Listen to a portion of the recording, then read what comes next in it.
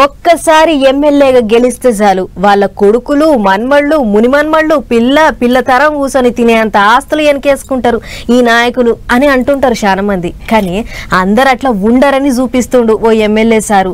నన్ను గెలిపించింది జనాలకు సేవ చేస్తానికే అని ఎప్పుడు చూడు జనాలనే వండుకుంటా వాళ్ళ తిప్పలు తీరుస్తుండు.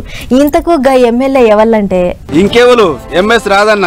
అవు సత్యసాయి జిల్లా మడకశిర ఎమ్మెల్యే ఎంఎస్ రాజన్న తన పేరును అక్కడి జనాలు ఎప్పటికీ యాది పెట్టుకునేటట్లు మంచి మంచి పనులు చేస్తాడు. అసలు ముచ్చట ఏంటంటే తన నియోజకవర్గంలో 10వ తరగతి చదువుతున్న 3000 మంది పొలగాళ్లకు చెక్కులు పంచిండు సారు. అది గిన బడి ఫీజుల కోసం 3,60,000 రూపాయలు చెక్కుల రూపంలో కొంచబోయి ఫీజులు కట్టలేక తిప్పలు పడుతున్న అవ్వయ్యలకు పిలిచి మరీ చేతిలో పెట్టిండు. అయితే 10వ తరగతి వెళ్ళినాక పొలగాళ్ళు పై చదువులో పోతుంటారు కదా, అవగట్ల ప్రైవేట్ బళ్ళలో చదివే పొలగాళ్లకు ఫీజుల భారం ఎక్కువై ఏడ చదువు మానేస్తారు అని సార్ ఈ పని ముంగడేసుకుండు. తన జేబులకెంచి సొంత పైసలు పెట్టి పొలగాళ్ళ చదువులకు ఆసరైతుడు. గిట్లా గొప్ప ముచ్చటే. అట్లని ఇది ఒక్కటే కాదు, మొన్న నడుమ ఇల్లు లేక బాత్రూమ్ లో ఉంటున్న ఓ గరీబుల గోసలు చూసి సారు వెంటనే ఇల్లు కట్టించుండు. తానే స్వయంగా పెద్ద సుట్ట లెక్క హాజరుపడి ఇంట్లో పాల్గిన వంగించుండు. లీడర్ గా ప్రయాణాల బాధ్యతను జనాలకు యాద్ చేసిండు. అటు బ్యాంకు పోయిన ఈ పెద్ద మనుషులను చేయి పట్టుకొని రోడ్డు దాటిచ్చి వచ్చిన పనేందో చూడమని బ్యాంకులకు ఆర్డర్ చేసిండు. ఈడికే ఒడవలే, ఏదైనా సమస్యలుంటే సీది వచ్చి నాకే చెప్పొచ్చు అని ప్రజా దర్బార్ కార్యం పెట్టి జనం తిప్పలు ఎప్పటికప్పుడు తెలుసుకుంటాడు. ఆ నడుమ దావకాన్ల ఆలత ఎట్లుంది,